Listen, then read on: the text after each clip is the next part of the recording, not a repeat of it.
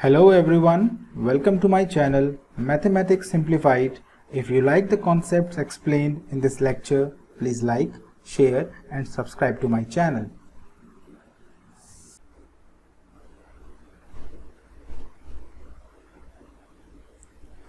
Let's start chapter 5, data handling.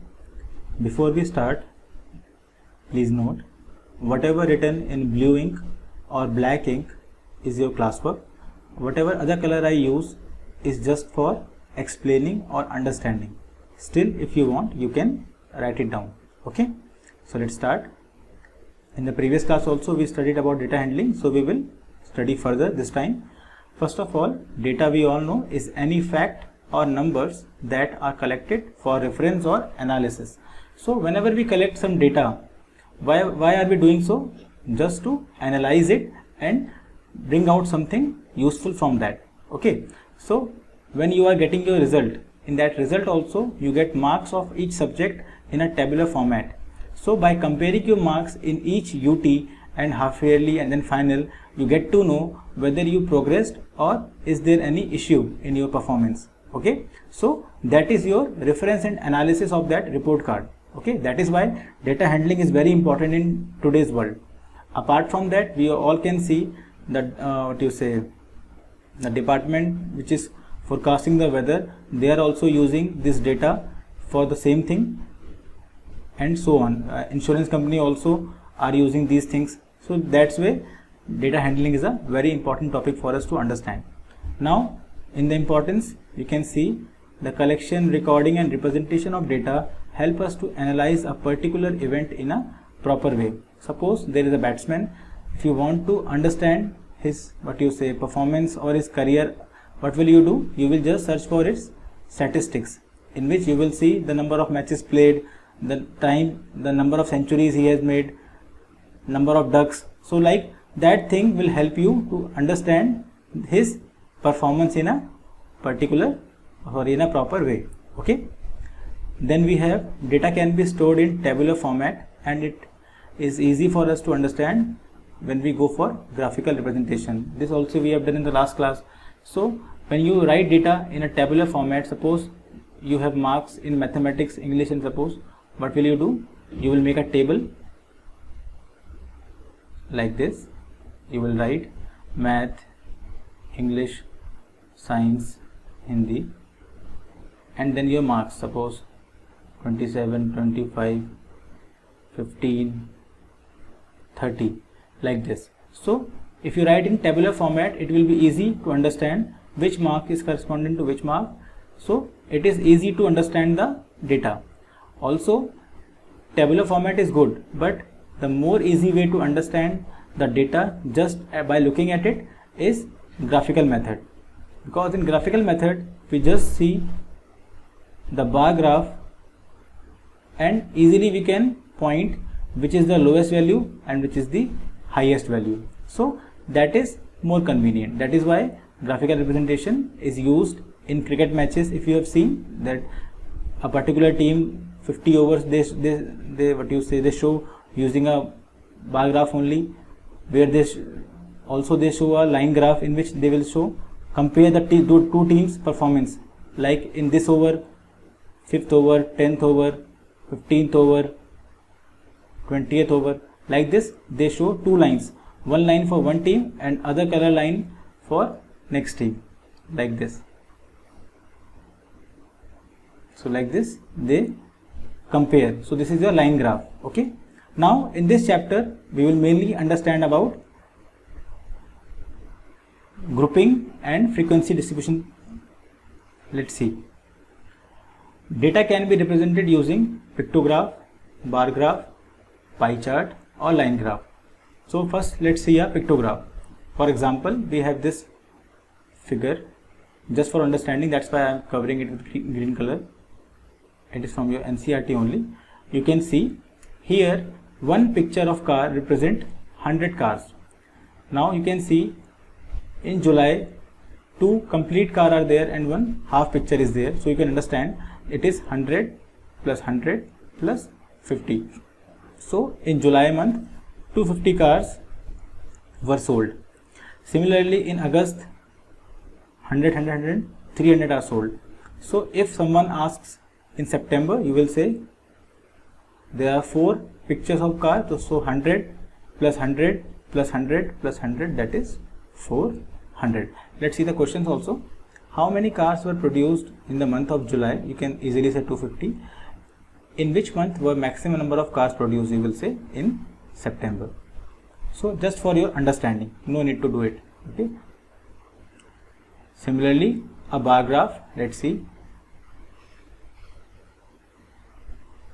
A bar graph, a display of information using bars of uniform width. Now, what are bars? Bars are rectangles. You can see these are bars. The main thing is they are of uniform width. You can see the width of these bars is exactly same. Only the length is different of these bars. Okay. So, a display of information using bars of uniform width, their heights being proportional to respective values. So height of these bars represent the particular value. So what is this graph actually? This is academic years and this is number of students in class 8th. So you can see in the year 2003-4 the number of students were around 100. In the year 2004 and 5 the number of students are 200.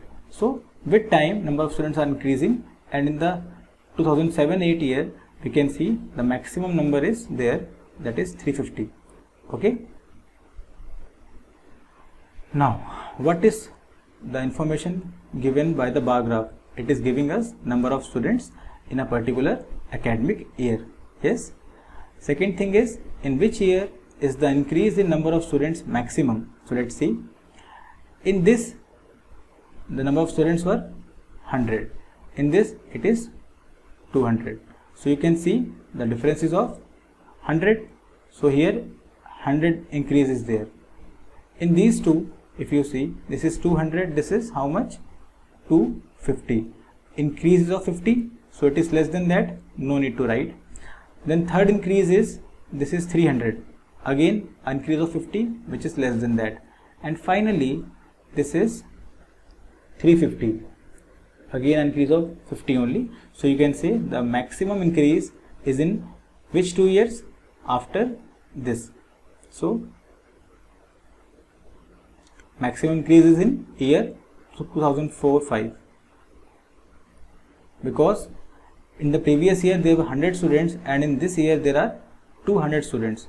So the jump of 100 students. So this way a bar graph helps us to understand the data. Now next topic is double bar graph. So in this case we use 2 bar graphs together. Okay. A bar graph showing 2 set of data simultaneously. So when you compare 2 data simultaneously, we have to use double bar graph. Here only we are using single bar. Here we are using 2 bars. So you can see the comparison is marks obtained by a student in year this and this. So suppose you are in class 8th right now and you have your result in 7th also. So UT1 result of 7th you can write math, English, Hindi and science, and then you have UT1 result of 8th also. You can write that also. So if you want to compare these 2 marks for UT1, you will go for double bar graph. Why? Because you are comparing 2 things simultaneously. You are comparing UT1 marks simultaneously of 2 years of the year 2019-20, say 2020-21. So you are comparing these 2 years. Similarly is this one. This also, if you don't want to write, it's okay, just understand this. Now let's see the question. What is information given by the double bar graph? The information given here is we are comparing marks in a particular subject in 2 different years. We are comparing marks in mathematics in this year and this year. Similarly, social science this year and this year. So this is the concept of double bar graph. In which subject has the performance improved the most? So if you see in Hindi, it is exactly equal. the performance in the last year is same as this year. In this English, it is decreasing. The student was doing good in English last year, now is doing poor than that. In this case, it is increasing by how much? If you see, the increase is this much. You can use a scale to exactly check what is the value. Similarly, here also there is an increase, but normal increase is there. But in this case of mathematics, you can see in this year, student was getting 30 marks. But in this year, the next year, he is getting 60 marks. So you can see there is an increase of 30 marks. So we can say in which subject? Mathematics, we can say. Then we have in which subject performance deteriorated, means in which subject the performance is becoming bad than the previous year. So you can say easily it is English. So this is the benefit of double bar graph. Just by seeing, you can tell the answer. No even need to check the values. Just by seeing, I was able to say that here there is a deterioration. Okay. Similarly, in which subject the performance at par, means equal comparison to last year? Obviously Hindi. You can see it is same last year and this year also. Okay. Now, fifth point.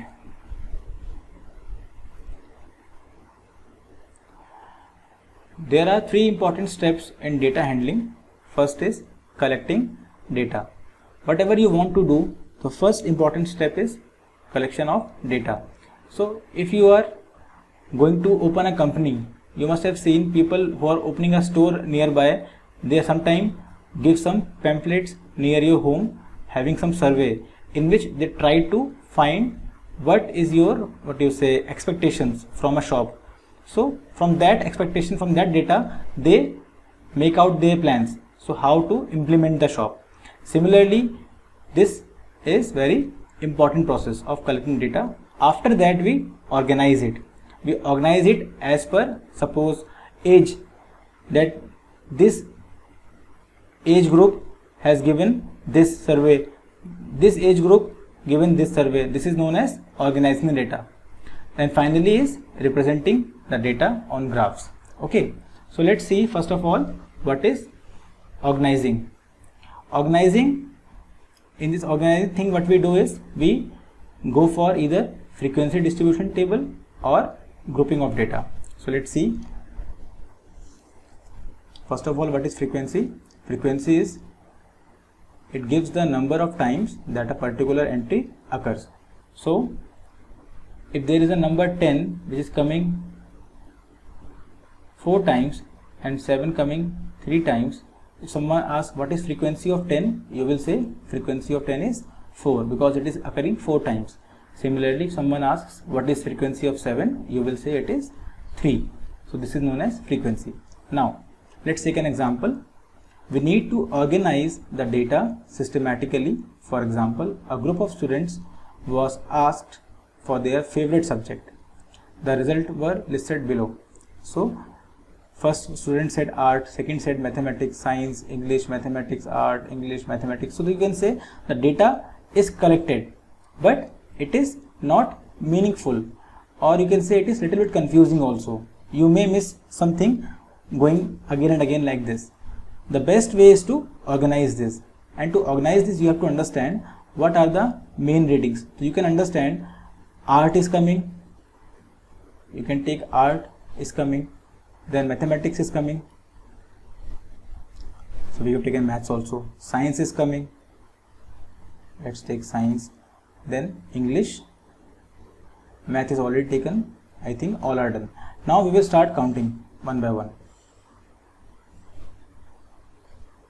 So these are the subjects which are given. Now we will go for telemarks. What are telemarks? They help us to count things in an easy way. Let's see how. First, let's see art. Start from here only. Art has come one time, so we will use one line, straight line like this. Mathematics 1, okay. Science also there. English one time. Then we have again mathematics, second line. Art, second line. English, second line. Mathematics, third line. English, third line. Art again, third line. Then science, second line. Again art, fourth line. Then we have science, third line. Again science, fourth line. Then mathematics, fourth line. Again art. So for fifth we don't put a line, we just cut it like this. This shows it is 5. Okay, so art is done. Then English is 3, we make it 4. Then we have again art, so 6. Science, fifth number, sorry, so it will be a line like this. Mathematics is also 5. Then again science, 6. Last is art. So you can say it is 5 plus 2, 7. So you can say number of student or frequency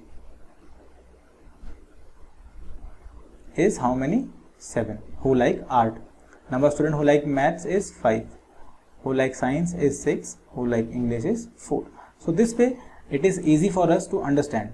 Then this way. So just collecting data is not enough. We have to organize it also like this. Okay. So you can take this example in your classwork copy. If you found this lecture useful, please share it with your friends. Thank you. Have a nice day.